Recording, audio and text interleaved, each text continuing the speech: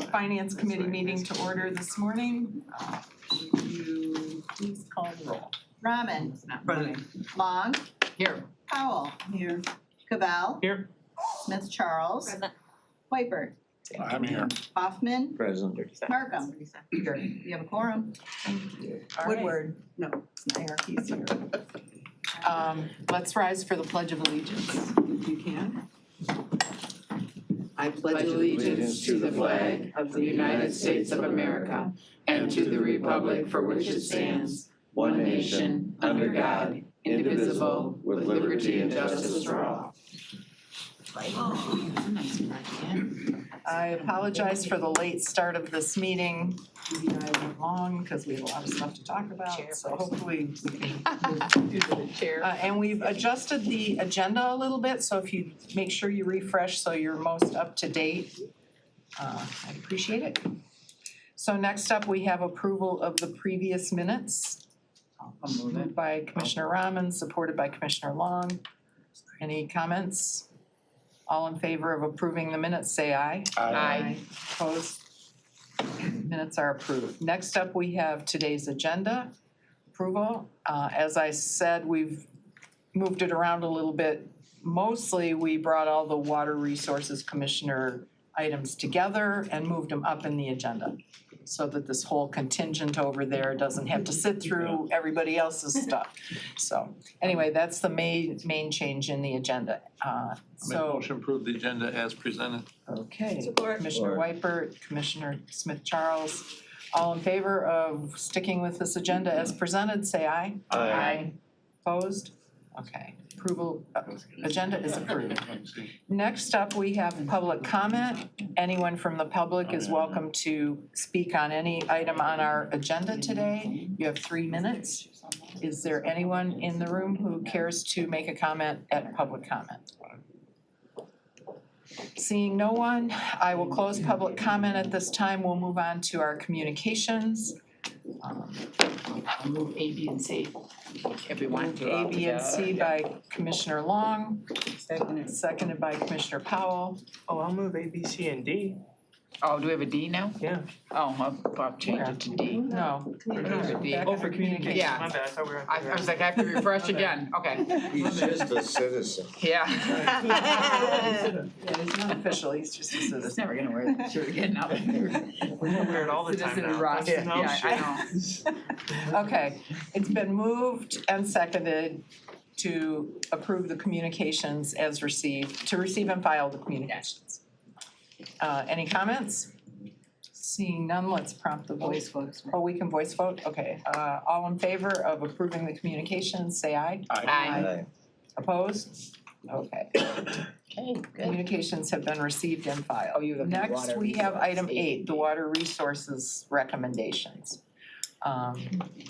Item 8A is pledging the full faith and credit of Oakland County for Phase 2 of the Clinton River Water Resource Recovery Facility Drain Optimization Project. Moved by Commissioner Wypert, supported by Commissioner Hoffman. Hello. Good morning. Please identify yourselves and then tell us what you want to tell us. Okay, I'll start. My name is Gary Nigro. I'm a manager at the Water Resource Commissioner's Office. Eric McLaughlin, partner with Dickinson Wright, Public Finance, on council to the county by way of the Water Resource Commissioner's Office. And Stephen Burke from MFCI, and we are the financial advisor to WRC. Okay, the floor is yours. Okay. Just take a moment to, I guess, describe what the project is. So I think as many of you may be aware already, the wastewater plant formerly owned by the city of Pontiac was taken over by the Water Resource Commissioner's Office about 7 or 8 years ago. And over the last several years, we've been making several needed upgrades and rehabilitations to the facility. The most current one, this optimization phase 2, I'll describe the original phase 1 project first. What it was is it was upgrading, replacing all the electrical components of the facility, as well as adding combined heat and power engines to try to increase our efficiency, utilize the biogas that's generated at the facility. And originally the project was combined into that with the electrical upgrades as well as the upgrading the secondary clarifiers, which is part of the treatment process, in order to meet the clean water standards of the state of Michigan. So as that project progressed last year, it became apparent that the secondary clarifier portion of the project was, there was some construction issues. Well, in the design, there would have been construction issues, so we decided to split the project into phase 1 and phase 2. So phase 1 is underway right now, all the electrical upgrades. And phase 2, because of the complications of rebuilding the secondary clarifiers, we decided to step back and see if there was a more efficient, better way to upgrade the existing system. So what we landed on was this mobile organic biofilm process, which actually adds this natural material into the waste stream and increases the efficiency of this settling of all the solids in the aeration basins and in the secondary clarifiers. So it's kind of a newer technology. It's been around for maybe about 10 years, being used across the United States. And we did have some conversations with some existing facilities who are using this already and using it successfully. So we felt that this was a much less risky approach with the current construction market of rebuilding traditionally rebuilding the secondary clarifiers just larger to handle the additional flows. So we're kind of excited to try this process, and should end up being more efficient and less risky construction costs. Any questions? Okay, I'll open it up to the commissioners. Commissioner Wyper. I asked about that in EDI, about that new process, but did you ask similar size facilities? A lot of them were, yeah, many of them were smaller than ours. There was one that was approximately the same size, but the process itself would be about the same from a smaller facility to a larger one. So that's a good question though. So, and it is Across the board it would work. Yes. Oh, okay. It is a hibiscus. It's a natural. It's from a hibiscus plant. So I mentioned that last time. So I thought that was funny. Any other questions from the floor? Our finance people, we were talking about the rates of the market. Sure, so this is going to the Clean Water State Revolving Fund, and this one is at 2.5%. So the buyer will be the state of Michigan, and the rate is already known. And so we appreciate being moved up the agenda. All of these applications are due this afternoon, and as of 10:30 last night, we were still getting in final documents from engineers and stuff like that. So they all kind of come together at the last minute, so we appreciate the accommodation. You can thank Commissioner Wypert for that. He was the one who made the It is much suggestions. appreciated. Anybody else have any questions about this one? Do you have anything you want to add? Sure, I just wanted to add, so the resolution before you tells the story of the phase 1 and the phase 2 project. And then substantively, what it does is it will be a resolution adopted by the Board of Commissioners that will pledge the county's full faith and credit to the repayment of the bonds. The bonds will be issued by the Drainage District and secured by the assessments that will be made against the public corporations that are within the Drainage District. The county's full faith and credit is necessary to make those bonds saleable at the best, most advantageous rate for this transaction. So the first thing is it'll pledge the county's full faith and credit. The second thing is it'll authorize the county and its officials and employees to participate in the initial disclosure process with the initial issuance of the bonds. Oh, no disclosure in this one, right? CWSRF, right? It authorizes the full faith and credit, and if there is a need for disclosure, there's also a provision in there that it would authorize that. But since it's not a public bond, it won't be needed at this time. It's not what we're anticipating.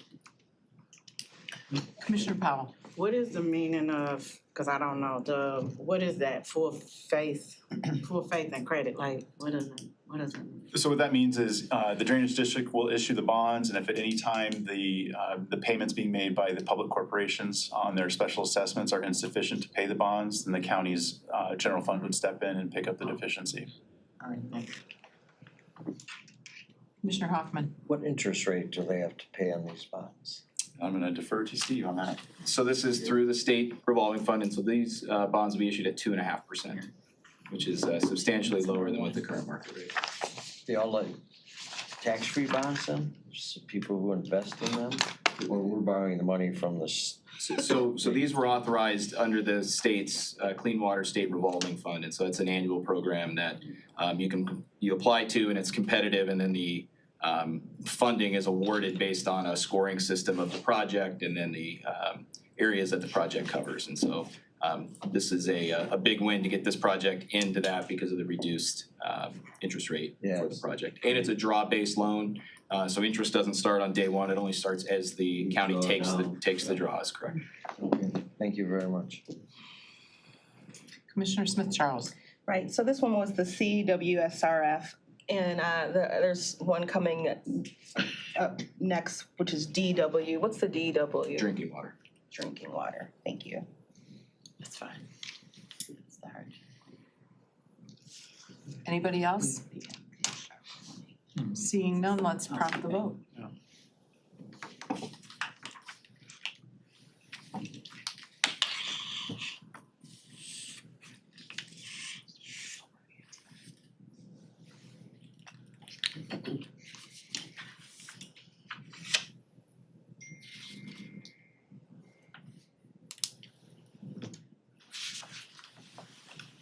Smith Charles, Yes.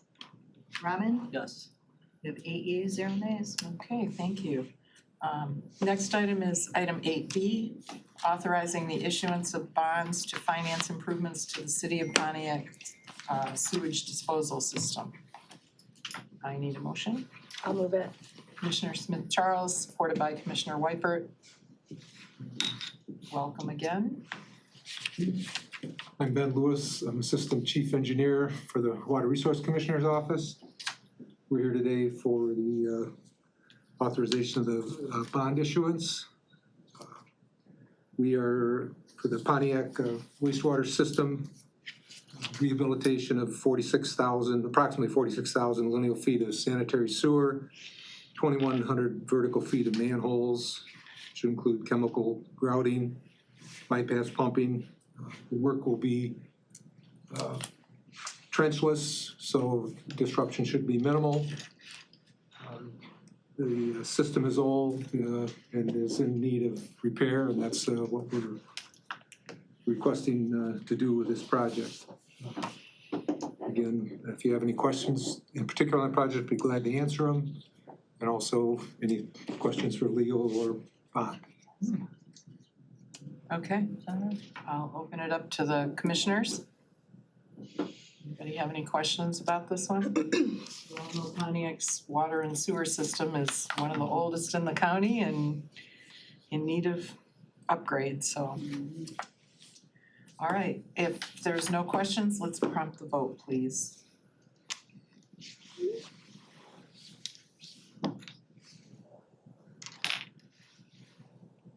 It's a lot of money, sewers and pipes and all that. It's not very glamorous, it's all underground, but, you know.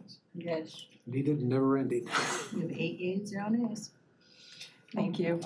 Motion carries. All right, next we have item 8C, authorizing the issuance of bonds to finance improvements to the City of Pontiac water supply system. Moved by Commissioner Smith Charles, supported by Commissioner Hoffman. Okay. All right, this project located in the southwestern portion of Pontiac. It's a water main replacement project, which also includes lead service line replacements for Indian Village in Summit, no, not Summit. Ottawa Hills, yeah, Seminole's another project. Again, this project will replace lead service lines which are mandated throughout the subdivisions, and also a replacement of aging and undersized water mains. So with that, if there's any questions for legal or financial or myself, please. Okay, I'll open it up. Commissioner This is the one Whitmer. we had at EDI where, this is the one with the bundling? Yes. Yeah, I mean, so there's 2 different rates and 2 different process. Yes. Yeah, correct. So there's a lead service line component, and then there's the water main component.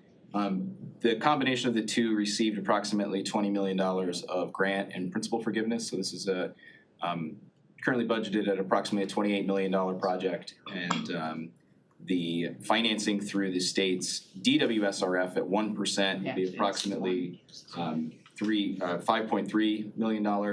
And if required, any of the extra of the bid, if it's over the amount authorized by the DWSRF, would be issued in the public market. And I think that due to the way that the bidding works with SRF, we won't know the exact cost of the project until July when those bids are required to come back. And so there'll be a decision made at that point if there's that additional funding is needed or not. And this resolution authorizes that dual issuance approach that Steve has just described. So there could be a public market component where some bonds are sold on the market with official statement and the usual disclosure activities there. But then there's also the DWSRF component. Those are both authorized in this resolution. This resolution pledges the county's limited taxable faith and credit for the repayment of the bonds and also authorizes the net revenues of the system to repay the bonds. So the first tranche of money that would be used to pay the bonds back would be the net revenues.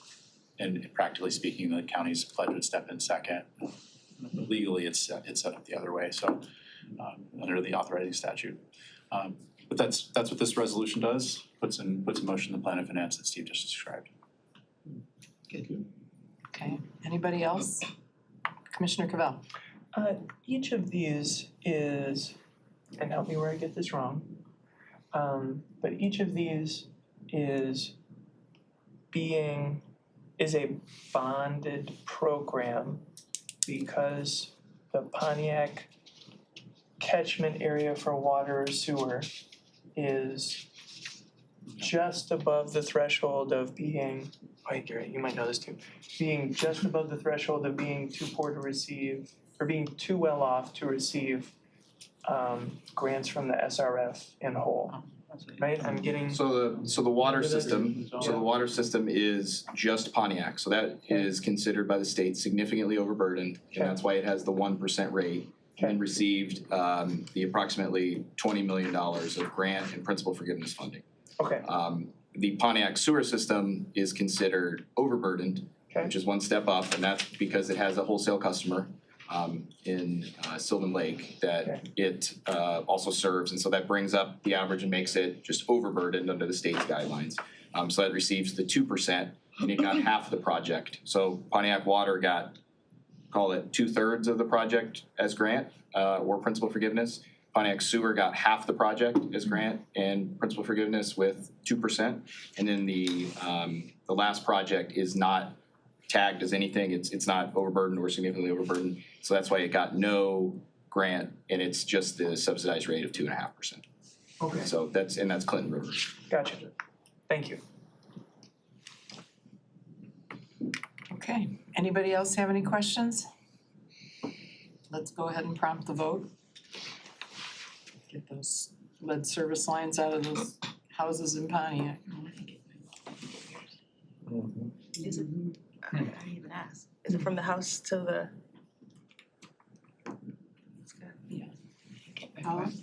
Yes. Have 8 yeas, 0 nays? Okay, motion carries. Yeah, I'm yes, if you didn't get me. Sorry, because I'm gonna refresh after you're done and see if it will work. Just because I went and did homework again when I go off the page. It's like, okay, now I'll refresh for the next one. Just open a new tab. Yeah, Okay, motion carries. I usually ask my kids about. Thank you. Yeah. All right, next up, we have item 8D, which is the amendment to resolution number 2022-253 for the Water Resources Commissioner Hardship Assistance Program. I'll move it, Madam Chair. Moved by Commissioner Smith Charles, supported by Commissioner Powell. Good afternoon. Hi, good afternoon. Please identify yourselves and then the floor is yours. Sure, Sarah Rubino, I'm an attorney with the Oakland County Water Resources Commissioner. Kelsey Cook, Manager and Chief Legal Officer, WRC. Just a brief overview. So On June 23rd, 2022, the board adopted a resolution to allocate $240,000 in ARPA funding for the WRC to complete its water affordability grant work and help implement a water affordability plan. We've been providing quarterly reports, and as reported in those, we've spent $141,000 of that $240,000. So there's a current balance of approximately $98,000, and we're here seeking an amendment to that original resolution, just to clarify that we can use the remaining balance of those funds for the WRC Hardship Assistance Program. Okay. Commissioner Powell. I can vouch for this program. It does help a lot of constituents. And I think that I am a yes vote for this pivot move or whatever, but I would love to keep funding that type of a program because it does help, especially in my district. So thank you. Thank you. Commissioner Rahman. Thank you, Madam Chair. Would you mind just clarifying, I read through this in the packet yesterday, I didn't quite understand. So we've already said yes to this previously, so I'm a little bit confused then for this remaining dollars. What is it that we're trying to do now that's different from what we've done before? Certainly. So we were here not long ago, and there was funding provided to launch the WRC Hardship Assistance Program. Right. And so those funds have already been approved and appropriated for that. This is previous ARPA funding that was given for our affordability grant work to develop a plan. That money was being used for WRC labor. So that grant work is completed and we want to just have it used for the WRC Hardship Assistance Program. So it can be used to provide direct utility assistance and then administrative fees for United Way. Perfect, got it. Okay, thank you. Mm-hmm. Thank you. So this allows direct assistance, where before, the way it was written, it did not. Correct, yes. And we're doing that by way of the United Way? Somebody applies through the United Way, we provide them the... Correct. Yes, the resolution the language wasn't quite clear, so it's just a clarification for that resolution that yes, it can be used for this program. Okay, thank you. Anybody else have any questions on this? Okay, if seeing no one, let's prompt the vote, please.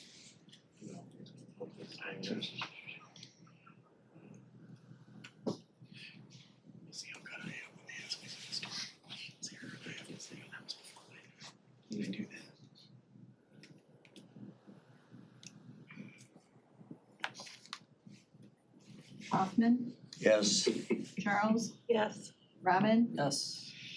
and 8 yeas, 0 nays. Okay, motion carries, thank you. Thank so you. much. So I think that's it for the water resources items on our agenda today. Got empty. Yeah. Must be right, that's it. Okay, thanks. Thank you. All right, next up, we have item 9, presentations, the quarterly ARPA project status update. I need a motion. Moved by Commissioner Rahman, supported by Commissioner Hoffman. Well, I saw every hand go up, so people were excited. We're all excited. Yeah, we're excited It's for your. true. I was gonna say good morning, but no, I missed that. No, Good no. afternoon, everybody. Thanks for giving me the chance to do this quarterly presentation. I don't believe we actually did this after the fourth quarter of last year, so I missed a quarter. My apologies. I didn't ask to get put on the agenda, I think, in February. But this report is cumulative, so it covers everything, including that period. So checking to see if this one. Is it turned on? I didn't even check to see on the side. It is supposedly. Now we need a battery change. I can hold my printed copy up. But I have notes on it, so I'm not really. We have them on our iPads. We have them Okay, on you do our have that. iPads. Okay, terrific. Thank you. No, All right, that's, thank you very we can much. just do that, All right, so right? let's pretend like that's. Yeah. So just as a refresher for everybody, and we've done this before, so we know this, and I'm following the same kind of patterns. Thank you, Mike, that we've presented before. The county received $244.3 million in local fiscal recovery funds from the federal government. We've had two key federal deadlines to follow, right? The first one is to obligate all of our money under the federal definition of obligation by December 31st of 2024, and to expend all of our ARPA money by the end of 2026. We also had a separate state deadline that they had put into place last year, encouraging county governments to go ahead and appropriate all their money obligated under a state definition in order to receive full revenue sharing from the state, which we did. So we'll get to that here in the next slide. Because thanks to all of your work last fall, we appropriated all $244.3 million. So thank you to this committee and to the board. Well, you know, anyway, it's fun to spend the money, but no, it was really terrific working in partnership with all of you in the last quarter of the year to get this done. So we've appropriated all of the funds, and this is generally how it's broken out by strategic priority. The next slide, we've changed this a little bit from in the past. In the past, we would show the amount appropriated, the amount assigned, and the amount spent. Obviously, there are no assignments anymore. That doesn't make sense. So what we want to do is show you what's been obligated under the federal definition of obligation, which are contracts or legal agreements in place with subrecipients or grantees.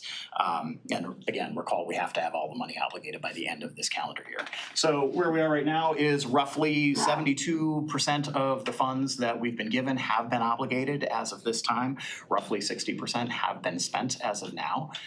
So what we're doing in the month of May, so you're aware, is meeting with every project manager, sitting down and talking to them about where they are with their project, their trajectory for obligating their funds by the end of this year, their trajectory for being able to spend their funds by the end of 2026, so that we can come back to the board if we need to and say, hey, you know, there are some places where we might want to consider reallocating funds based on the project manager's reports to us. So those conversations are happening this month, so that we can have conversations with this committee and with the board later this year. But you know, so far we're on a pretty good pace here, both in obligations and in spending. Just a few key impacts to date, and you know, in these conversations with project managers, we're gathering more of these for our annual report, which we'll file with the Department of Treasury in July, which will be a very comprehensive report and it'll be on our website. But you know, some of the highlights here of folks that we've served under the Healthy Residents category, mental health, grants and programs, livable neighborhoods. I've got to say the last bullet there about Housing Trust Fund, really excited because I think many of you have heard kind of some of the projects that they have in the pipeline that we're going to see in the future. So the 2 applications is really going to be many, many more over the coming months. Skilled and educated workforce, a lot of this is our Oakland 80 work that I know Jennifer Llewellyn reports to you about, sustainable environment and infrastructure.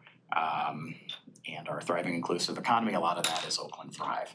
So all of the data in here in this report that I'm giving you today is based on the report we filed at the end of, for the first quarter of this year. So at the end of April, it's not real time. So there are changes. We've certainly obligated, we've certainly expended more money since then. And I'll be back in a couple months to update you and won't miss a quarterly report. So with that, I'm happy to take any questions you might have. Good report.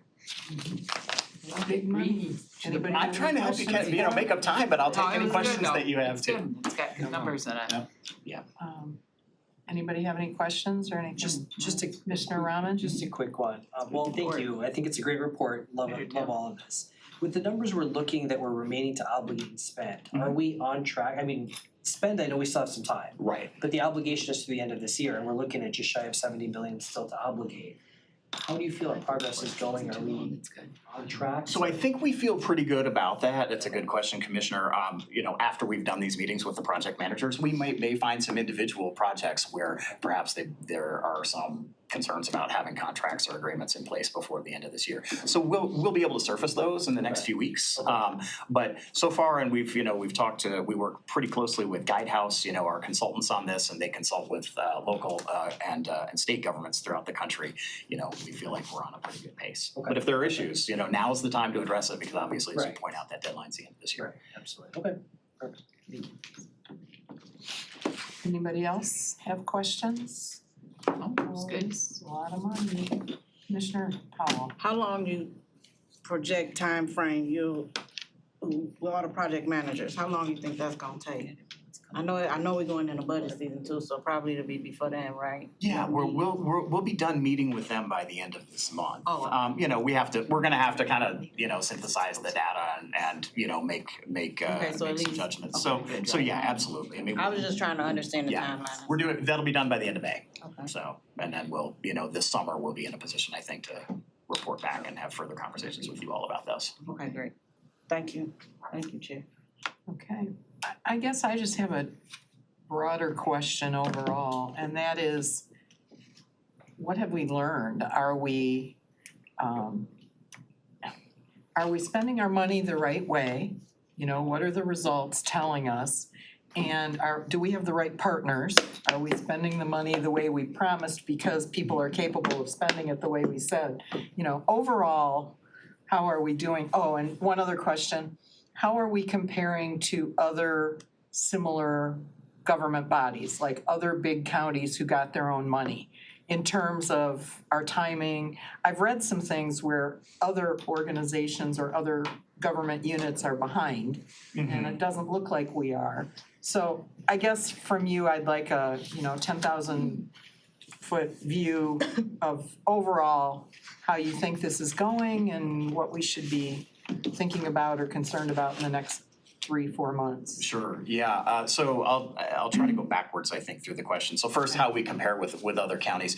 You know, we're not benchmarking ourselves, but we do pay attention to what other similar sized counties might be doing.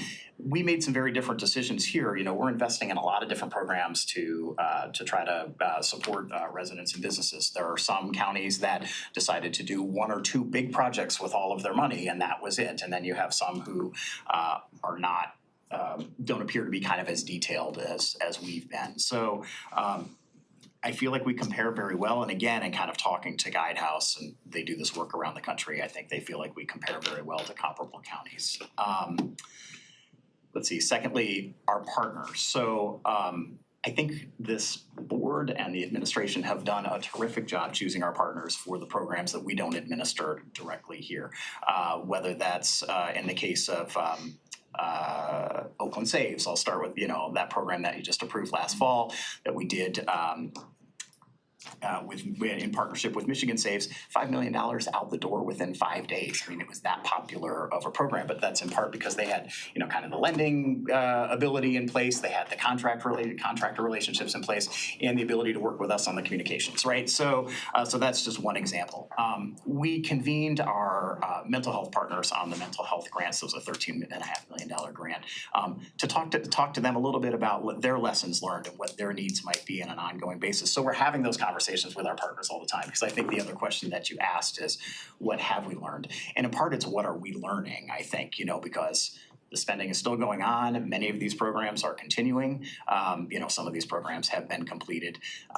And I think we feel like the impact that we've had in many of these spaces for our communities, for our businesses, and for our residents has been pretty profound. But, we're gonna evaluate all that as we go, and there'll be an after-action report when we're done as well.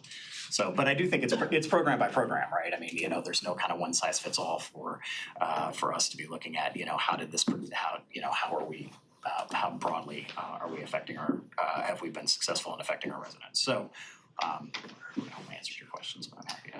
Yeah, I guess I have one other question that maybe you can't answer, but the 2024 deadline and the 2026 deadline. So if there were a significant change in administration in Washington DC, there's thoughts that they might try to claw back anything that's out there. How do we feel, how are we structured such that we can continue to roll this program out? I mean, I think that's why we did everything up front to the extent that we could. But are you getting any sense that there's discussion of that, or any thoughts? So around the last big federal budget battle last year, there was, kind of chatter about whether or not Congress might, kind of require as part of the budget clawing back some money. They didn't do that, and it's not a unified it's not unified governance in Washington, so there's a lot of back and forth.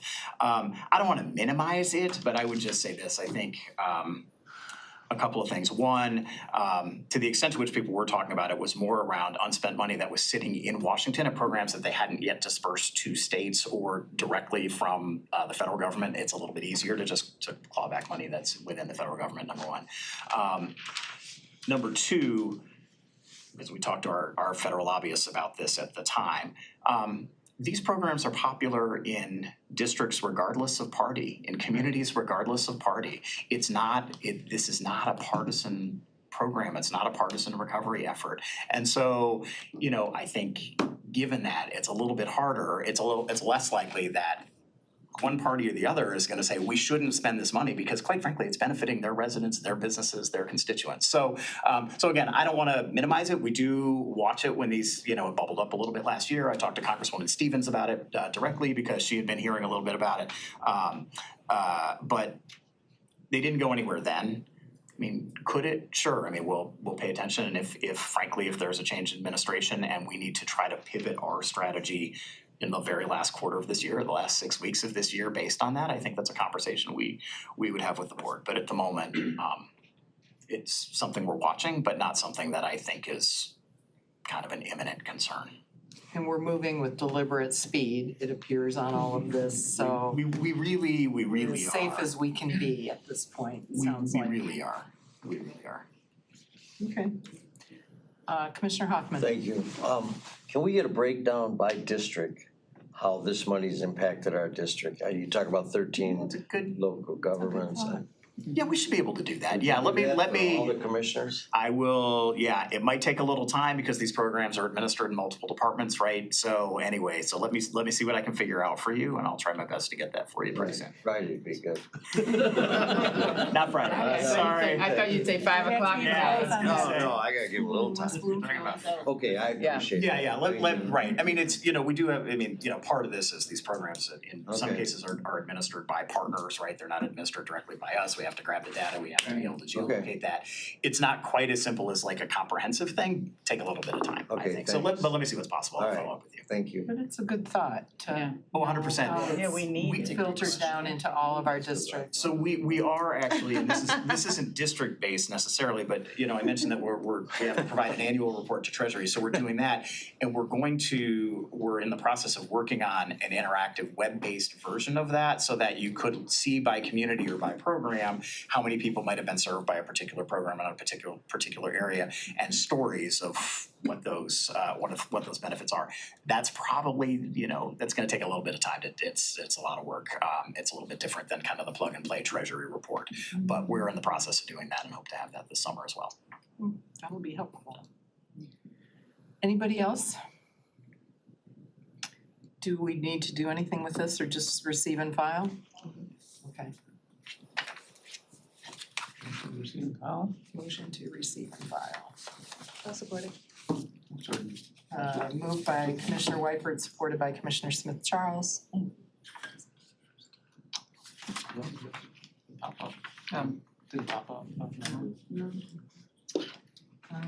Refresh after it again. Long, Yes, Hoffman, Yes.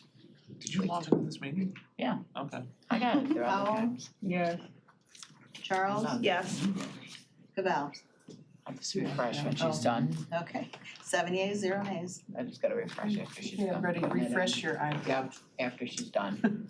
We'll be on the next one. It's because when I started looking at stuff, I think. Thanks, Commissioners, appreciate it. Thank you. Well, good to see you. Good report. It's always good to have a positive report and be spending money in good ways. All right, next up, we have item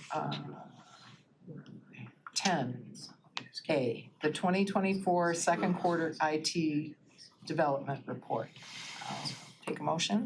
Moved by Commissioner Wyford, supported by Commissioner Smith Charles.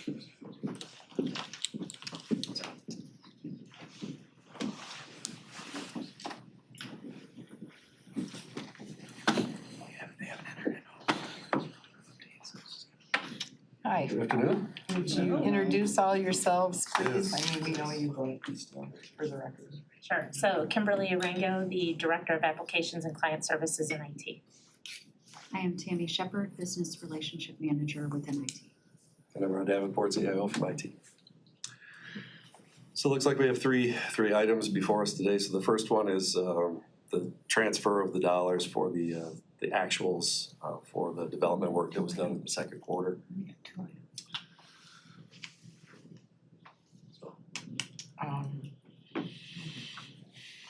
One of them got pulled. Yeah, I have two items, There's that's what I only was two gonna now. say, two from IT.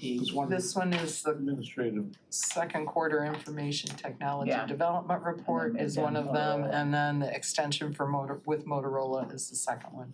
Okay. So the third one you had got Okay, that's pulled fine. from today. We can come back for the third one, Okay, the rush. all right. Yeah. So Okay, if two. you don't have anything to present necessarily besides what's in here, I'll open it up to the commission. Commissioner Cavell.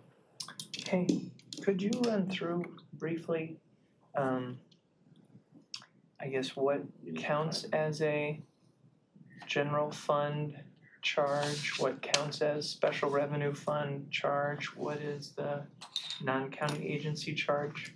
Just like an example of this.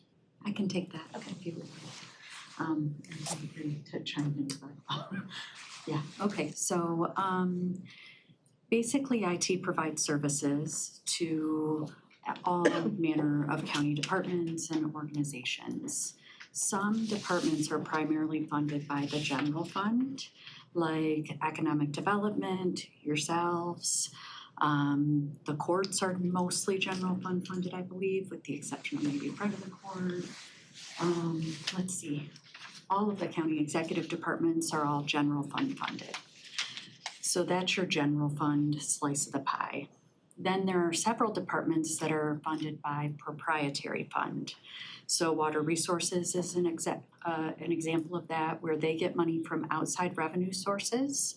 So they run a proprietary fund in order to balance their expenses against the revenue that they get.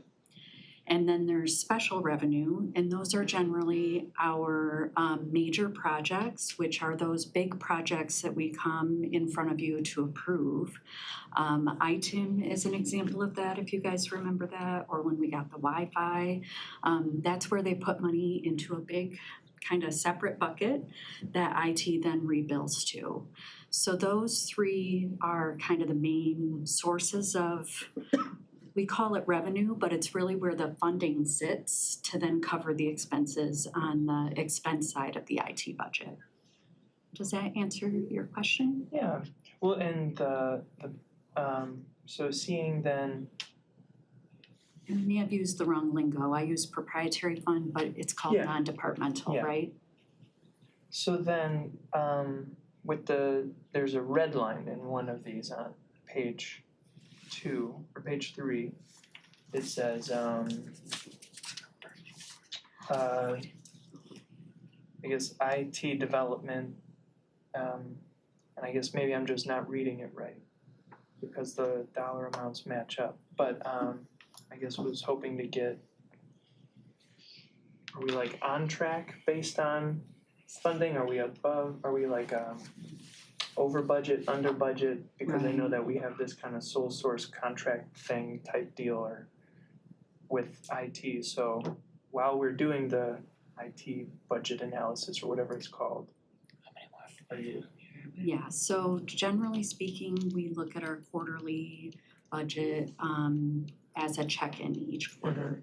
And when we look at that, we can see, are we spending about on track with what we anticipated in terms of the expenses that we're accruing that would then get rebilled back to the departments. And in general, yes, we are on track for what we would anticipate at this time in our budget cycle. So we look at both of our revenues and our expenses. We send those back into the fiscal services area for them to make any adjustments for that. But we can account for what revenue is coming in, and it aligns to our planned budgetary expenses. Okay. And so, 2 more questions if you don't mind, Chair. Okay. So then your annual budget is if I remember from one of the PowerPoints and budget books or something, it's like $88.7 million per year. Across all the funds? Yes. Okay. So then, are there any like peak seasons, right? The end of the year is really important because people need to clean up data, so you gotta do a lot of, anything like that we should be mindful of? The only things that kind of spark in my mind is if we were to bring in another request for a big project again, where we would get additional revenue allocated to IT to spend. But at this point, most of these expenses are fairly constant because they represent the people that sit in IT and do the work. So we would have to get an influx of project funding to go hire more people to do more work. Okay. I guess the exception to that would be if we made a large software purchase, for instance. We could have a large expenditure, but fiscal services does a thing where they usually divide that by 4 and kind of hit our budget once a quarter, so it sort of smooths everything out for us. Okay. And I'm sure there's a technical word, not does a thing, but that's they smooth it out for us. Cheryl's online behind you. Oh, please, Cheryl, help. Cheryl, you wanna jump in Technical here? term, smoothing it out? Smoothing it out. I just wanted to let Charlie know that we are working on our second quarter forecast, and you'll see all of that information in the second quarter forecast when we present that. Okay, thank you. Sure. And then my last question is, there's a couple things like WRC utility billing replacement and 52 Troy, 52-4 in Troy. Yeah. That have some big highlighted numbers. What are those about? So, okay, I don't have it in front of me, but I do know for, just anecdotally, the WRC water billing replacement system, and they've left the room. They have, yeah, that's all right. So they have been using the same water billing system for over 20 years. And they have allocated funding in their proprietary fund in order to replace that system with new modern technology. So that is an area where IT partners with WRC and their vendor in order to implement that new system. So the time you would, or the amount you see there represents the time we spent helping both them and their vendor implement that system, and it is a multi-year project. So is this dollar amount then for the quarter, or it's for? I would have to, Like it is just this $700,000 quarter. or something. It is just the quarter? What page are you talking about, Yeah, I Charlie? would need to 15 or see. 16? I'm feeling uneasy. 746. Such a question, thank you. I hate to print the big report with all the paper. We just said this, so, okay. Oh, I'm so glad. So that 746,000 is actually a total for that entire category. I believe for the year, right? Because that would be a massive amount to spend in one quarter. Oh, yes, as I scroll up. Non-governmental, Tammy. That's the entire Subtotal. non-governmental. Non-governmental subtotal for all of those projects listed above it. Oh, okay. Yeah, so the report's a little bit misleading there. The headers need to be fixed going forward Yeah. Okay. on each page. So that's the annual total of non-governmental. That's the It's the quarterly. quarter, January through March, Okay. subtotal for non-governmental. All the So the 2 proprietary pages funds. prior to that, all of that detail. 2 pages prior. Okay, so then is the same sort of thing then the situation with the 52nd? Oh, because that's then also, I see the formatting. Okay. Yep. Cool. So then, well then I guess a question for the district court. Is that just for the courts, the 1.5 million? Or is that No, all the that's things? That again is that's the total for the quarter for the entire previous several pages. And those are all, it looks like general fund things. Yes. Is that right? Yep. The general fund, okay, for the quarter. For the quarter. Okay. Okay. And so, and I guess one last question, where would we find the next item, the Motorola contracting in this report? How would we be able to? For the cost, you're saying, or? Yeah, So I guess too. Sorry. Okay, so this report is our labor charges. Okay. Our IT operational charges are where like our contract expenditures would hit. Okay. Or in the quarterly budget that Cheryl mentioned, those expenses get tracked to a line item within the operational budget. So you wouldn't see it on this labor report. Okay, and so because it's also a contract, we could find it in the back of the budget book. I believe you. You should. Okay, cool, thank you. Thank you so much. Oh, you're welcome. Okay, is that it, Commissioner Cavell? Yeah. Okay, anybody else? Commissioner Rahman? Thank you, Madam Chair. You know, tangential to what Charlie's asking too, I know we've been talking for some time about the rate study. How does that, I guess I'm having a hard time, maybe my fellow commissioners understand this perfectly, I don't know, I don't. And I'll tell you, IT, as I've made no secret of, is probably the hardest one for me to understand in terms of budgeting dollars with all the ins and outs with different departments. We've got budget season coming up here in 2 months, and frankly, I'm just a little bit worried that I still don't really understand this particular department well. I know we've been saying since last fall this rate study was coming, and I still haven't heard anything about it. I don't know if that's near completion, if we've even started it. You know, Charlie's asking a lot of these questions about the department things. Charlie, you're ahead of me, I'll be honest with you, because I don't really get a lot of this still. So I would love to maybe get up to speed or figure out how to get up to speed between now and the start of budget season as it relates to the rate study and part of what we're looking at here. Yeah, so the rate study has not yet started. And I'm not sure that the rate study would help with your question. So the rate study, I think, would be kind of matching the IT spend to better align with where it would go, right? But it doesn't, I feel like your question is, hey, there's a lot of data in this report and it's tough to understand it all, right? And I feel your pain. But the rate study really is more from a fiscal perspective to say, well, how do we more accurately rebill this to the different agencies? It doesn't simplify the accounting at all. Sure. It's just more of I don't know, it's more of a back-end remapping exercise. So between the two, I guess, how do I get up to speed on both? I guess first up with the rate study, when is that supposed to happen? Because I know we've been talking about it at least since I've been here. Are we any closer to starting that project or?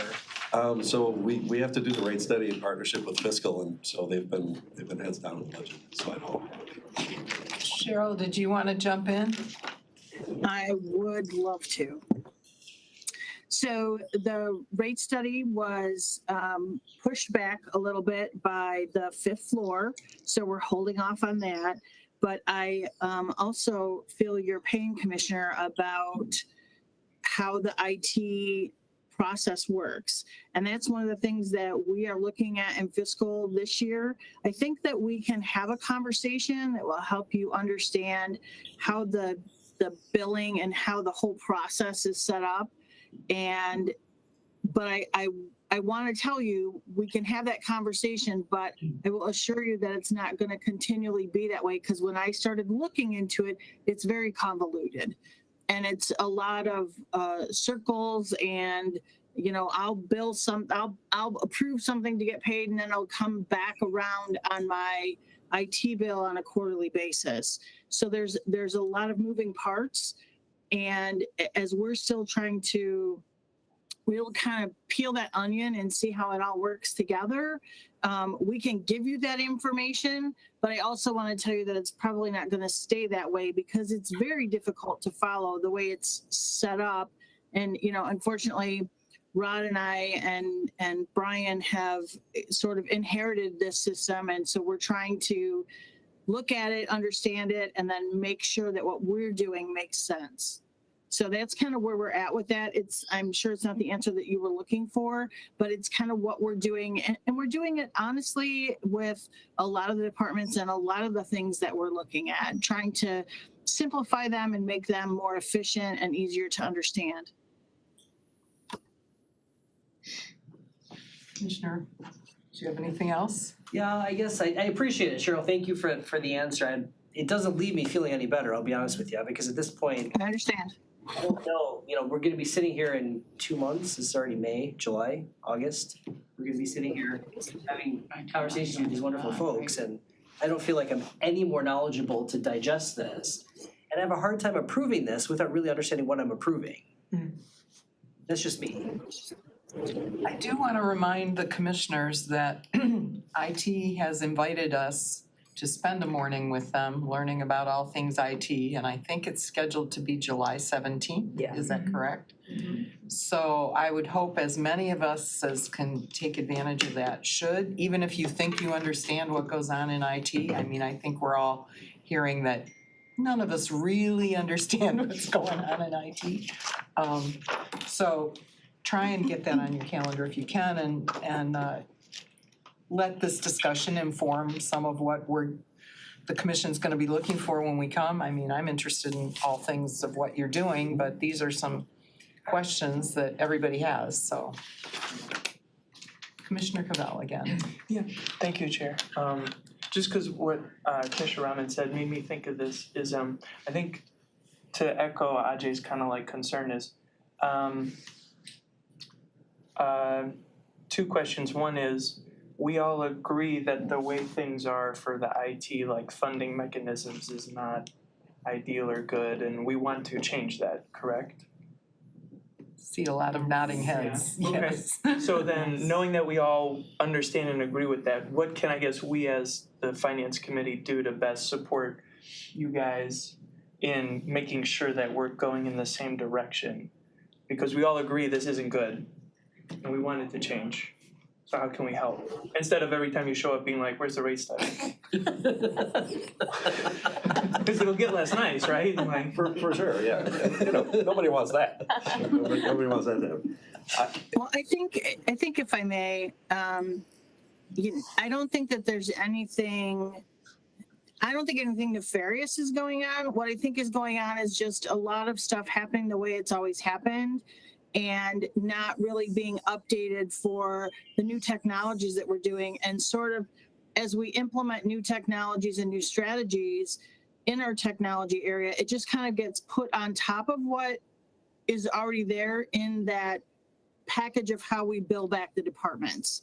So I just feel that there's a way to make it easier to understand. And if I may suggest, Rod, maybe we sit down. Obviously, you guys are having a July 17th run through. I think that also we could probably put together a couple slides that will show like the life cycle of an IT bill or something, so that you guys can really understand how it gets into the system, how it gets paid, and then how it gets charged back to the departments and to the county as a whole.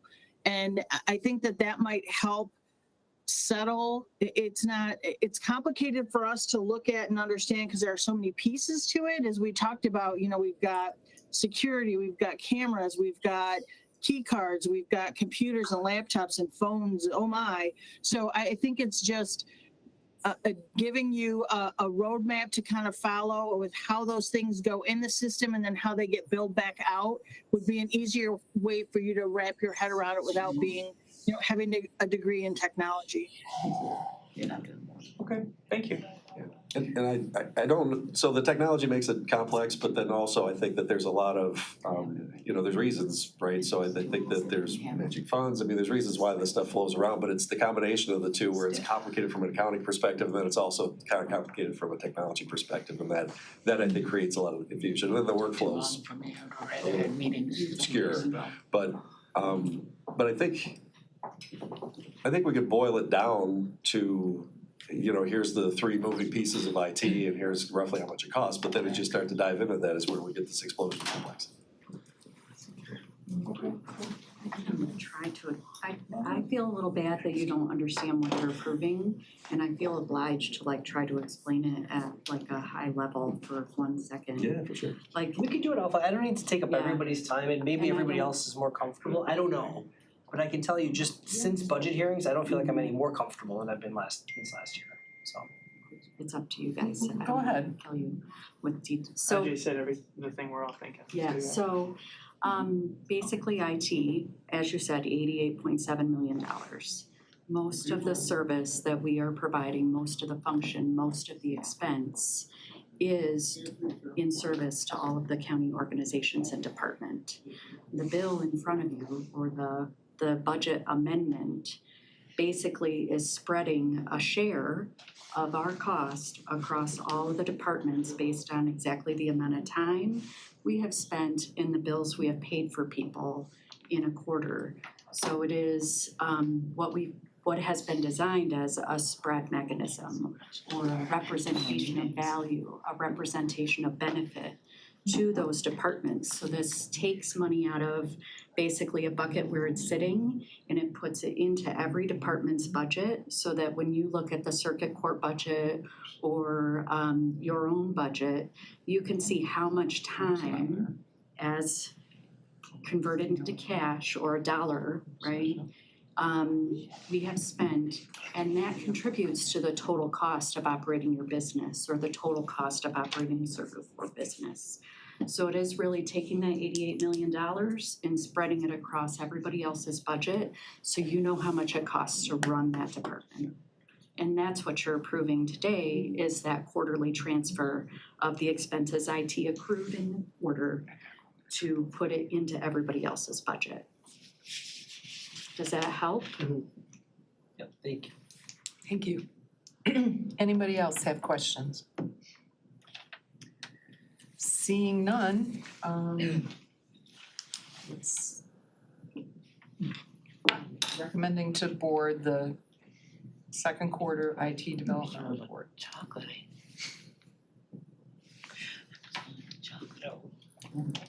From you. I know, not even. Hoffman, Yes. After she's done, wait a minute. I don't know. Smith Charles, Yes. Robin, Yes. Wait a few minutes. you have 8 yeas, 0 nays. Motion Yeah, it carries. works. Thank you for the discussion. 2 more minutes. Next up, we have item 10B, the extension with Motorola for county public safety radio support services. Figure it out. Moved by Commissioner Smith Charles, supported by Commissioner Long.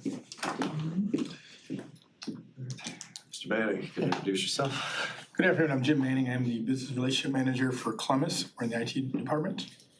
Thanks for having me. So go ahead, give us the highlight. Tell us why you're here. We are here today to discuss request an extension of the 5 years on the Motorola contract. This is for the radio project. As you know, the county has invested almost $60 million in the public safety radio system, and that is just about fully deployed. The only area that is not covered right now is some areas of the jail.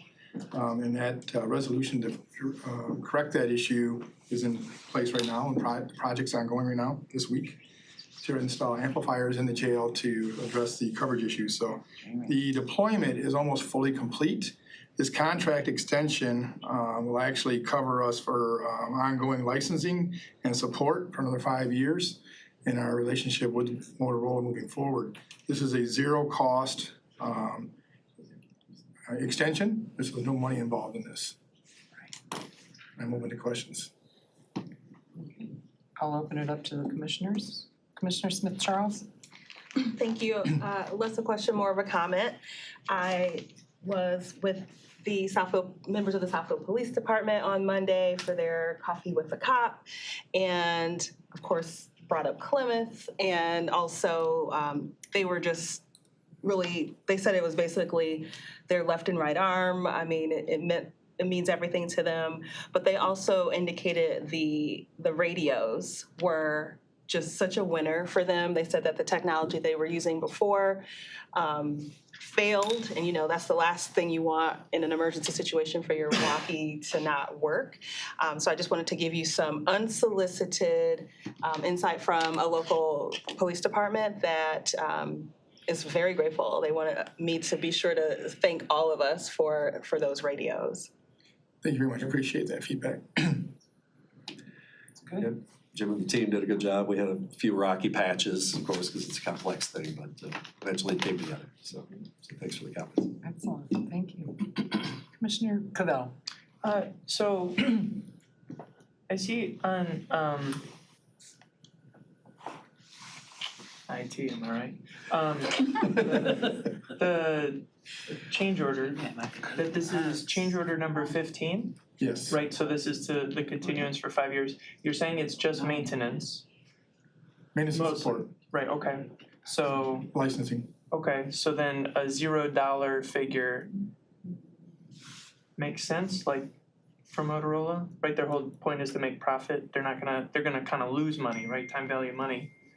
Well, there's some of these things as far as maintenance and support. Our radio shop takes over a lot of that and they become secondary to that. They're not the Yeah. primary support. And then we have the MPSCS, the Michigan Public Safety Commission, to assist with that. So mostly, as far as the support, we're very minimal for them. They will be they're not gonna be the first line of support maintaining it. But if we do have issues, we still have to have a contract with them to support that ongoing effort. And then they would bill us like a time and materials Yeah. thing. Yeah. So then, I guess 2 questions from that. Why not, but then this just keeps us like, if I understand right, kind of captive to Motorola? Not that there's other players in this field, or maybe there's only 2 other people, but like, then that we're stuck with them and they come out of pocket a nominal amount, but then when we need a new update, they kind of already have the inside scoop. Is that, like, why would they do this? Well, it's a good question as far as Motorola. I can't speak to that, but we joined a partnership with Motorola when we signed this initial contract back in 2019, June of 2019, knowing that this system would be in place 15 to 20 years. But the county's process is to have 5-year contracts. But that is the original plan, was to be partners with them for at least 15 years, probably more like 20, like we are with the Harris system that we just got off of.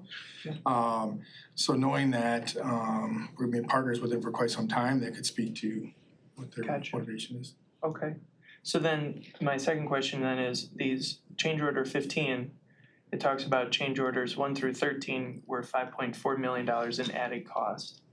I don't recall us, maybe I missed this, voting on adding dollars to the budget. So how does that change order work? Or if there was something to come up, how do we make sure this Those were special, right at the early start of the project. You may recall that they added on GPS on location emergency. When the emergency button is pushed, we would get an emergency location, GPS location in the CAD dispatch center. That was one add-on. The recording system that was added on, not in the original part of the project, the countywide radio recording system that's housed at the sheriff's office.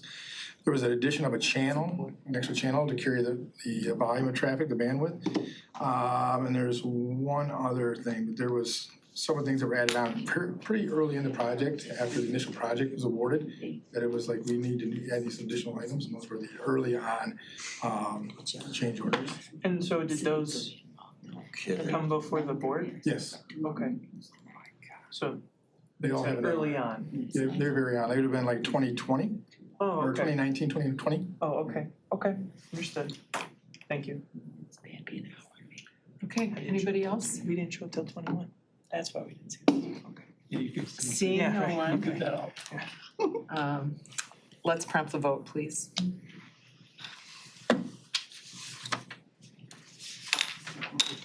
Gotta turn this way to the airport committee too.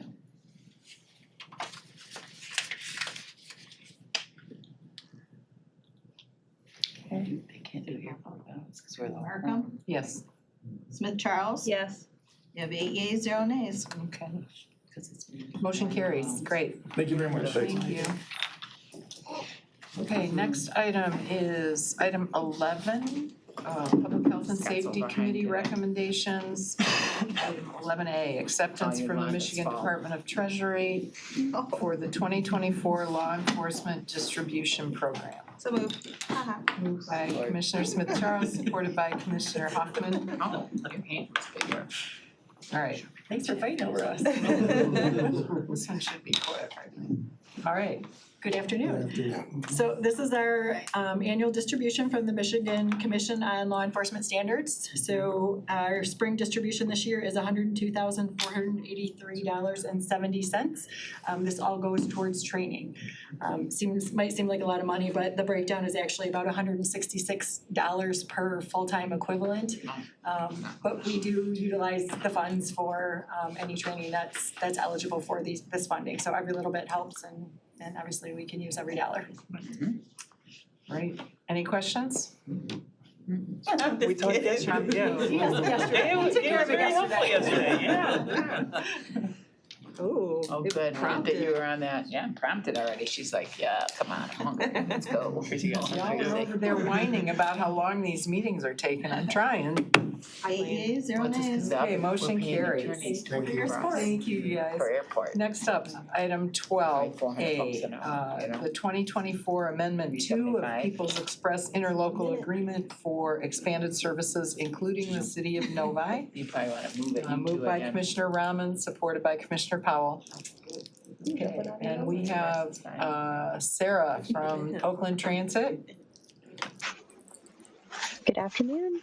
For a little bit of context, we've been working with the communities across the county to get them on board with the countywide transit program. And so that includes transitioning communities from their previous municipally provided local transportation programs to get on board with NOTA, WOTA, SMART, OPC, and People's Express. We worked successfully with a collection of Southwest communities last year to initiate a contract with People's Express to provide service for those communities. And most recently, Novi has decided to also join that consortium of Southwest communities to be serviced by People's Express. And so this request is for additional funding, and it has two components. The first component is additional funding to expand service within the pre-existing Southwest communities that we originally negotiated our contract with People's Express for. And then the second piece is to begin services to the City of Novi to replace their current municipally provided local transportation program. And so the first component for those pre-existing Southwest communities includes $315,000 for operating costs and $262,500 for 3 additional vehicles to expand service for those. And then the Novi component includes about $1.5 million for operating costs and about $1.3 million for 15 additional vehicles to serve the city of Novi. And so this results in an amendment totaling about $5.4 million. Thank you. Million, sound like billion. Million with an M. Commissioner Powell. I just wanna, I don't know if either of you had anything to do with this, but for the most part, that is a great initiative. We've heard the challenges with Novi. You see how big my eyes is, so I'm excited about this one today. So that's great that we can finally help Novi area. Thank you, appreciate it. Anybody else? Commissioner Cavell. I got extra places to go. You got extra places to go. Alright, you said the Novi was paying for its own city transit and then it stopped doing that? So what was that amount and what? To your portrait, 4 million on People's Express. Good question. So the City of Novi was previously operating a local transportation program out of their own general fund.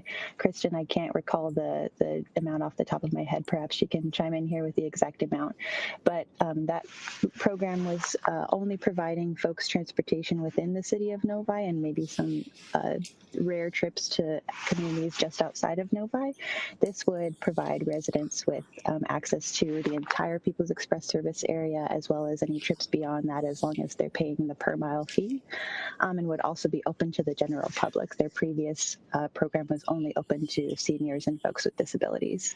And then the $4, $2 cost of a ride, what is the fare box revenue percentage? What's your estimate, out of this, what is it, $6.4 million? Fares will make up what percent of that? That is a good question. I don't have that number off the top of my head. I'm happy to go look at their budget here and provide that to you after the meeting. Cool. Okay, thank you. These rides are highly subsidized through the millage. Yeah. Well, and the reason I bring that up in part is because SMART's fare box revenue is, I think, 2.8 or 3% of its whole thing. So when we talk about the need for people to pay their fares, or if you don't have your $2, you shouldn't get on the bus, that out of $37 million from Oakland County's share is not even noticeable. Perhaps, but I don't know if it's different for People's Express before, you know, $4 might not actually end up being that big of a deal. It's more of a symbolic thing, perhaps. Yeah. 2 more meetings. Yeah. Okay, Commissioner Rahman? Yeah, to Charlie's point, you're absolutely right. I think it's such a small share. Sarah, correct me if I'm wrong. I wanna say is it like $60-some is basically what our subsidy is per ride? Does that sound right? That's the number that comes Here off the top of my head, like $65-$66 a A ride. little less than that, So yep. so to your point, $4 compared to 66 is a drop in the bucket, right? So Cool, thank you. And this is great too, cause then Novi's gonna save, you can use whatever money you're not spending on transit for other cool community stuff. That's great. come talk to our city council. Oh, okay. They're not gonna give everyone a $20 check, are they? Bunch of Republicans. Okay, anybody else? Time to vote. Okay, let's prompt the vote on People's Express and Nova. Yes. Oh my God. Oh, we got that much left. Yeah, there's a lot. We're gonna take the Smith Charles? sponsorships Yes. all Cavell? together. Yes. B2G, cause it's all under 10,000. Yeah. So we're pretty good. Yeah, That's what I zero said. nays. That's it. Okay, motion carries. Thanks very much. Next up, we have the cost participation agreement with the Road Commission for the County Center Drive East paving project. So moved. Moved by Commissioner Smith Charles, supported by Commissioner Hoffman. We've been on the road today. Do we have anybody here to talk about it? There's a, Road Commission. I feel like we could talk about it. yeah, we could, There's paving over Paving. here, they're this entrance over paving- here. There's a map in the packet where they're paving the road. Oh, here's a nice. I summed it up, we're paving over Right. here. Just watch my point. Just don't say Clover. So we're good? Yeah, yeah, I We just haven't was like, voted yet, but probably. yeah. All right, good morning again. Good morning. Afternoon. Good morning. Yeah, good afternoon. I'm Jason Warner with Facilities Management. Misty Rates is with me as well, also from Facilities Management. And today, we are bringing in front of you a resolution to repave part of County Center Drive. Loop off of Telegraph on the north end and County Center Drive from Telegraph all the way up to the medical examiner's facility. Design, construction administration, and everything else in between will be handled by the road commission as our partner. The project is just over $2.5 million and it is funded out of the capital improvement plan. Okay, Commissioner Smith Charles, followed by Commissioner Powell. Yeah, I don't know if it came up, but is this, I see the word paving, is there anything that's gonna have to be removed? Like top layer, full, The whole, yeah, it's full replacement. full replacement? We are also adding in curbs, concrete curbs for stormwater management and some additional stormwater retention to help with runoff. And the road commission will coordinate the lanes. They will, it's going to be done in 2 sections, so the entire road will Block be off everything at closed once, at any like- time. It'll be phased By the where, court did, she said it was all blocked off at once. Yeah, okay, thank you.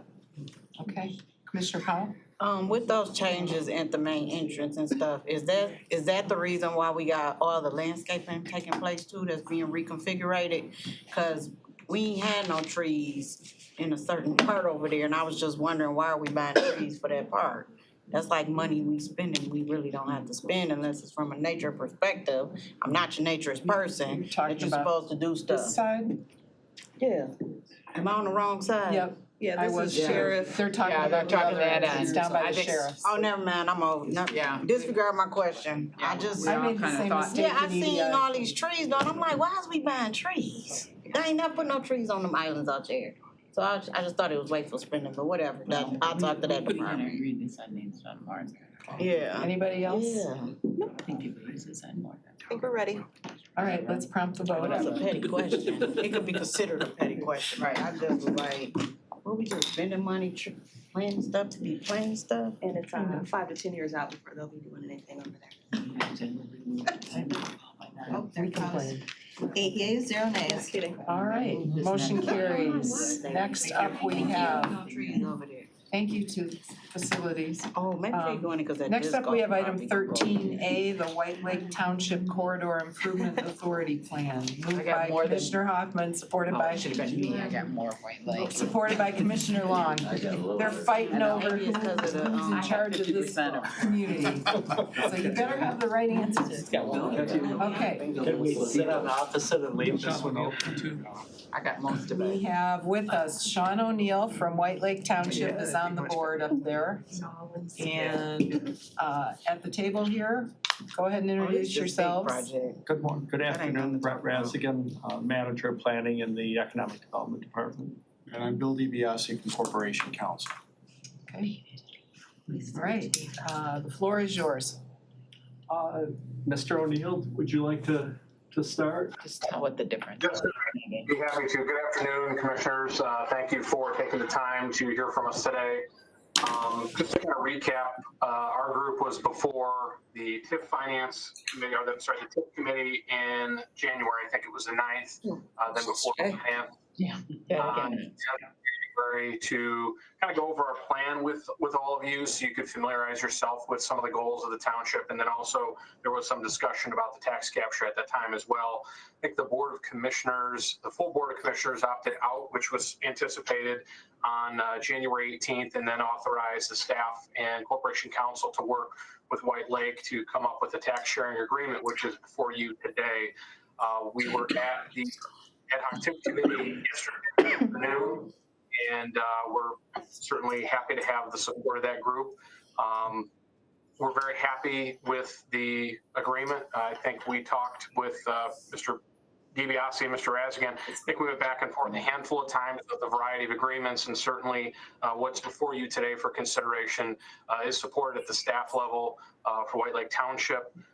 Just as a side note, due to the kind of tightening time window that we still have in front of us before kind of cuts us off to capture this current year, the White Lake Township Board of Trustees has this draft agreement tentatively scheduled to be considered on the 21st, which is next week, Tuesday, when they regularly meet, understanding certainly that we would need the support of the full Board of Commissioners on the 22nd before the agreement's ratified. So just wanted to make sure that you knew what our schedule was, so no one thought we were jumping ahead. And certainly if there's any questions that you have for us, we're happy to answer them. The two biggest changes, I think, in the agreement since you saw it last, or I don't even know if you've seen the tax sharing agreement until just more recently, was that some prevailing wage language was added. And the capture of the county's transit millage was removed. That represents about a $671,000 reduction from the overall capture. And that capture amount between the other two millages, which are operating and Parks and Recreation, now stands at $3,048,000 and some change. So hopefully that's a decent enough summary without taking up too much of your time. And if you have any questions for me, I'd certainly be happy to answer them. Wonderful summary. That was very concise, thank you.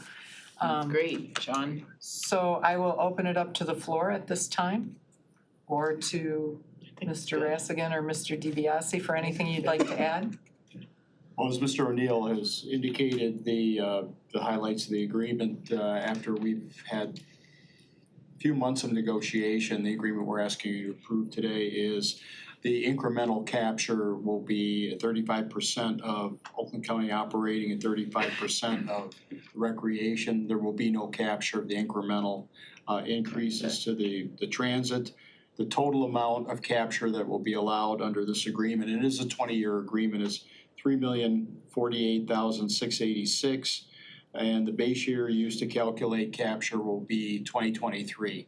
And as we had discussed yesterday with the ad hoc committee, there are a number of transparency provisions that are built in whereby the applicant, White Lake, will present information through Brett's department every year and to the ad hoc committee indicating the degree of development that's taken place, what they've done, what they propose to do, the amount of money that's been spent. And also, as Mr. O'Neill indicated, there was a strong request for a prevailing wage provision, which we've put in there. So that's in there. So any construction that's done, that's initiated through White Lake Township, they will have to pay prevailing wages. And in the event that there's some overcapture, which we don't anticipate, there's also a clawback provision in there. But this agreement comports with both the statutes that control TIF districts and TIF capture and the policy that was adopted for these types of agreements by the TIF ad hoc committee in 2021, I believe it was, that we last adopted that policy. So this is really the first one that we've done since that policy change that was adopted. And so it took a little bit of extra time, but this is structured very much along the same lines as most of our agreements. Thank you. And it's time. Anybody else have any questions? Commissioner Cavell? I have two. One might be for Sean and one might be for you, Mr. DiBiase. But so one, if, say for example, the prevailing wage isn't followed through on or is forgotten or something, what if any like recourse does the county have? Because we are, again, thinking about our budget as our value statement. We're foregoing close to $4 million of revenue, which can be used for police and housing department and economic development and all this. So in exchange for that, how do we make sure that everyone's working in good faith? Is there anything we can do if something isn't followed through on in the agreement? Yeah. They do have to report back to the ad hoc committee, and there will be some, we have the ability, if we wish, to do an audit of anything that they've paid out and get copies of the records. If there is, they don't follow the prevailing wage agreement, it would be a breach of the contract, and we would have whatever contract remedies we would have. As far as what that entails, it would depend on the circumstances present at that time. But hopefully, if we have a continuing dialogue with them over the course of this 20-year agreement, which is how this agreement is structured, we want to bring the community in and have a dialogue and a collaborative process. I believe White Lake's on board with that. It's not an inquisition, it's a discussion. So we'll ask them some questions, and we'll have all the financial information in front of us, and if there's an issue in that regard, we'll deal with it. And I can't speak to whatever remedies would be available outside of standard contract remedies until I know what the problem specifically is. So I talked to a city manager and a couple of people that do like DDAs, CIAs in Oakland County, and they told me that there's an option for being able to not do a clawback but a reset, or being able to have that as part of a component of being able to say if you're not acting in good faith, there can then be, not to say that this will happen, but just making sure that we are protecting ourselves. We do have a pretty extensive clawback provision in this agreement. I don't know that it specifically speaks to prevailing wage, but it speaks to using the money for something other than an approved project, overcapturing, basically any kind of misuse of funds. But the way we structure it is first we come in and we talk about it. What's going on here? Isolate the problem. If we can make a correction, we make a correction. The clawback is it's the final remedy. If there is a dispute and we can't resolve it, then we have that opportunity to exercise the clawback provision. But that'd be way down the line. That would be if we can't resolve any kind of dispute through some discussion and negotiation. Because sometimes mistakes happen. There's a lot of things. Sure. Yeah. Understood. Okay. And then my second question was a little bit to what you were saying about the doing work outside the scope or work not being, or I guess, the scope of what work would be done with these monies. So I guess I think this is for you, Sean or Brett, which is, so in the plan you talk about increasing high density residences or residential options from 3.5% to 23%. Yet in the proposed project list, you talk about streetscapes. So it's like, okay, maybe road commission's foregoing money, but you're doing that for them. Branding, facade improvements, maybe that's economic development, so it makes sense for us to forego that revenue because you're improving. Triangle Trail, that's parks, right? That's cool walkability. Transit stops. I hear that the new version doesn't have transit, so it's very kind of you to keep the improvements to transit, even though you won't be getting the tax capture for that. sewer extensions at WRC. So these things all make sense for why Oakland County would give you money to do these things that the county could be doing or would be doing with its funds. But I don't see anything about housing, yet it's a part of your plan. So how do you, it's not a proposed project. So how are you gonna increase that housing by like 6 times without using some of your funds? Because we have a housing department that could support you. I'd be happy to try to address that. So I think we would use planning tools as opposed to maybe dollars to influence additional multiple family or affordable housing. I don't think, there isn't a plan at this point to use any of these funds to subsidize any development. I think there are other mechanisms that could be brought to bear by private parties. So we're not going to build any public housing with this, and there is no plan to give these dollars away to a private developer to develop any housing at this point. It's more planning policy than it is dollars behind a program. So how do you expect then to go from 3.5% to 23%? And what might I be missing from that? I don't know. I mean, I think our goal is to increase. We want to make sure that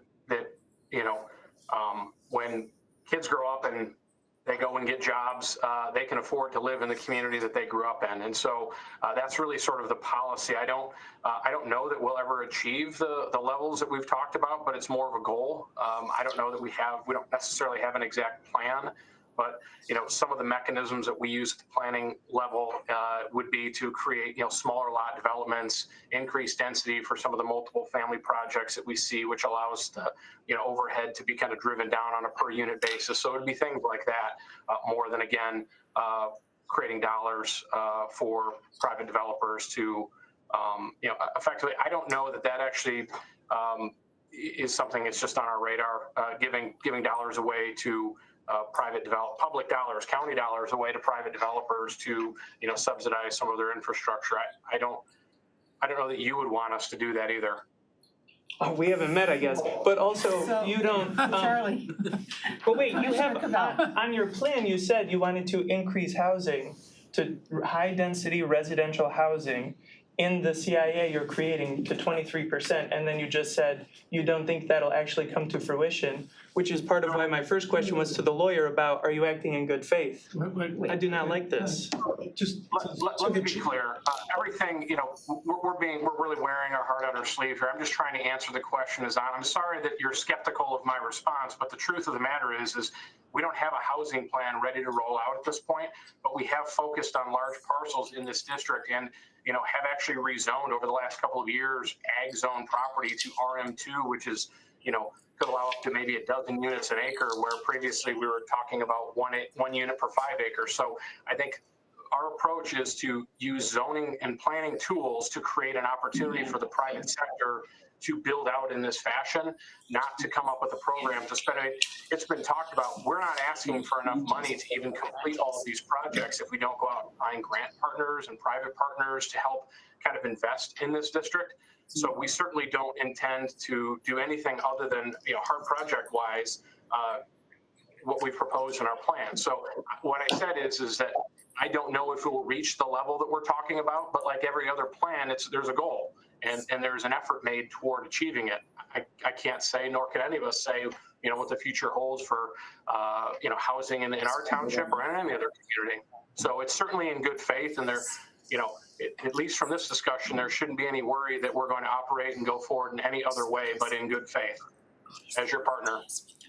I want to speed things along, Charlie, because we have like 4 other meetings that are stacked up behind this that all of us are supposed to be in already. So on this particular subject of housing, I think it's a bigger offline discussion, not only for White Lake, but there are a lot of other communities that are talking about this and have CIAs and DDAs that need to be updated and so on. So I agree with you that it's something that we need to get our arms around. But in this case, we're really talking about giving them the opportunity to go ahead and operate within a CIA framework here. And with the prevailing wage piece of it, I think, is a big win for us and our values. It's something we have not seen in previous CIA or DDA agreements. And I appreciate that our planning group, was able to get that incorporated. But we're not gonna solve the housing situation for White Lake and their CIA today. We're not gonna get them. Which is fine, but then they don't have to say that. In the forms that they filled out, they can just say, we're going to go from 3.5% to 5% through naturally occurring affordability and zoning reforms over the next, 20 years. Your budget is your value statement, we're giving you some of your budget. And I hear you and I agree with you, but I'm just trying to make sure that you have a plan for all these other things that you're standing by, but the housing thing is a kind of what are you gonna do? This makes me worried about us giving them $4 million over 2 years. I liked his statement that he had a whole bunch of That is cool. agricultural That's awesome. type. That's fantastic. That speaks to. And then Say that, don't say quadrupling housing. Okay, Sorry, Gwen, I'm sorry. I am going to go to Commissioner Hoffman. Just real quickly, I just want to point out that's their goal. And he's indicated other things too, like we rezone property for future housing. So they have a goal. You can't always push the market, but White Lake Township is really growing, trust me. It is. A lot of everything. Too much of everything maybe, but anyway, they have that goal. And they're very honorable I think people. there's a broader discussion that needs to take place and will take place. But here is not the place to do that. And it's probably for all your CIAs, it's more general for Okay, all so CIAs. does anybody have anything else on the White Lake CIA? I think that's where you're coming from. Questions or whatever, because we do have to move along. If nobody. Madam Chair, if I could. Yes, Mr. To Commissioner Cavell, I'm happy to talk to you offline or meet with you offline, to take you on a tour of White Lake Township on some of these properties we're talking about so that you can understand kind of what we're working toward, because, I want you to be comfortable with this plan. I want everyone to be comfortable with our plan going forward. It is a 20-year plan. It's going to take some patience for all of us to get kind of to the end, but I want you to understand that these are real goals, and I want to show you kind of what it is we're talking about. So I would extend that invitation to you and any other commissioner that would like to take me up on that. Thank you, Mr. O'Neill. Yeah. Charlie, I'll go with you. I'll go with you. Okay. No, we don't need to. Yeah, that'd It's your turn. I'll do that. I'll go too. He wants to go himself now. It's your turn, no, it's your turn to buy lunch. Okay. Yeah, that's why I don't want you to Being come. said, let's go on to the vote. Turn around to buy lunch. Yeah, that was a good one, Bob. Turn to buy lunch. Hoffman, Yes. you have 7 yeas and 1 nay. Motion carries. So Well, Linda, what was the no for? I thought you did. Charlie, nice try. Was it Thank you for Charlie? waiting, Yes. Sean. Yes. I pushed the wrong I button. can't read that. Thank you. All right, thank you. Sorry, if you All had to right, wait a long time. next up, we have the Board of Commissioner recommendations. Item 14A, I know. 14A is different than 14B through G. Right. So let's take 14A separately. B to G, so. And then we'll take 10,000. I'll take a motion for B through G Yeah, to be because they're all put together, okay? 10,000. So, I move for 14A. okay, and supported by Commissioner Powell? So I'll try not to take up too much of your time, commissioners, because I know there is a airport committee Yeah, and then meeting right parks- now, and they have a parks and consultant that's been waiting there that I we know. pay a pretty penny I know. for on an hour basis. So this is basically a contract worried about. extension or entering into a new contract to abide by the purchasing policies, where after 5 years, you have to come back and get approval with our outside legal counsel, Floyd Allen. So if there's any questions, I can field those. All right, anybody have any questions for our Chief of Staff and his recommendation here? Seeing none, let's prompt the vote. They were the last. I'm thinking about the people we're paying now in the airport. Yeah. $800 an hour. I know, you're doing, it's not, it's just the agendas were too long. It was an hour and a half. That both agendas are really long. Yes. We only have one. Right. That's what I'm saying. So we pay the price when we come back. Lightford, Yes. Powell, Yes. Smith Charles, I'm sorry? No. No, that's what I heard. What's that Cavell, today? Shy. Me? Yes. you have 7 yeas and 1 nay. Okay, Wait a second. motion carries. Madam Chair, Yes, I'd ma'am? like to move that we, this is in my way now, B through G. that we do 14B through G. I'll support. Okay. What I will say about this is these are all sponsorships recommended by individual county commissioners. Some of them are, there's more than one commissioner on an item, but these are all under $10,000. And they are all commissioner initiated sponsorships. And does anybody have any questions or concerns with any one of these items between B through G? I support it if somebody hasn't done that. I think. It's already been supported. Yeah, we got it. That's right, Just a been supported I mean, I'm by supporting them all. everybody. I was just gonna comment quickly, I know Andy Erickson Galt is on, Commissioner Erickson Galt's on with us. I just really like hers in the sense that she has the proposed budget breakdown, how much is coming from Oakland County, and then she's got a whole list of people who have skin in the game. So for what it's worth, I really appreciate that. I know not And all of hers them is have B, that. right? Hers is B. So hers really stands out to me, and this is, I think, what I'm kind of hoping we're gonna eventually aim for. And I think Mike Keys, if he's still. He's right behind you, and yes. It's kind of what we've talked about, so just wanted to mention that. Right. And Commissioner Crazy. Can you mute yourself, Commissioner Galt? She's an airplane. Did you wanna say something? Airplane. The old thing. Can you hear me? Yeah, we can hear you. Okay, all right, I'm traveling and I haven't see. used this on the phone app before, so. Okay, well, thank you to Commissioner Rahman, I really appreciate, I'm assuming it was him because I can't see. So, I appreciate your comments and I thought it was very important, especially with these special project funding, to make sure that we're showing that we're part of a bigger community that is supporting these events. So that's why I was as specific as I was. So Appreciate that, and Mr. and I think this is it's an amazing event. And Kevin Wright from the group Madison Heights Citizens United is on if anybody has any questions. Appreciate it. Welcome, Mr. Wright. Mr. Keys back here in the corner, he's hearing everything the commissioners are saying about these sponsorships and the proposal that we're putting together for how to document these, so that's all good feedback. Mr. Wright, is there anything you wanted to add about your group since you came to our meeting?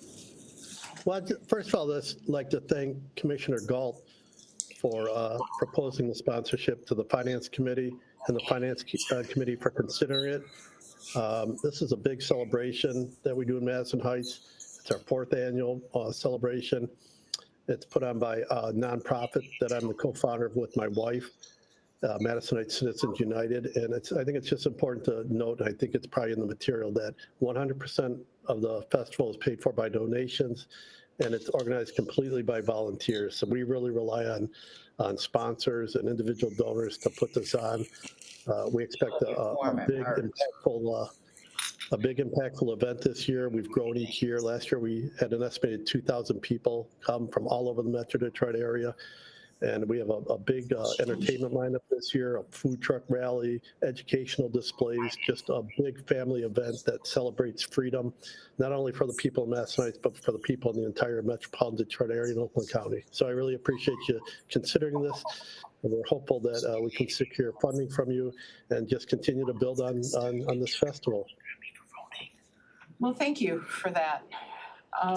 Okay, if there's I'd be happy to answer any questions too about Madison Heights Citizens United. I know you're behind on schedule, but if no one has any questions about our organization or the festival, I'd be happy to answer questions.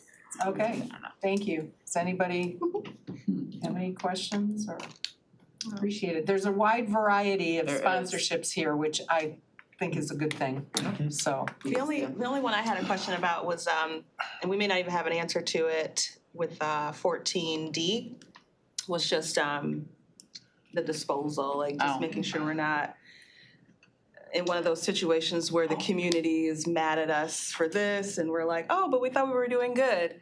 I have that answer. Yes, please. That's the point of this, is it's, the Trinity gun disposal thing is through, a church in Southfield that, St. Pastor, David's? yep, Father Chris, and so they've worked to make sure they go to the place where the guns are actually destroyed, not like broken up into parts and sold for parts. That's, perfect. Yep, good call. Progress. Yep. It's really good. All right. Back in the trunks. No other comments or questions on any of these items? Like my shows I Let's watch. prompt the vote on items B through G. They always open the trunk and you pick. They picked a good day to get on the agenda. 'Cause I ain't got the bandwidth. Yeah, right. No, me either. I have lots of Yes. questions here. Thank you. Wait, Welcome. Yes.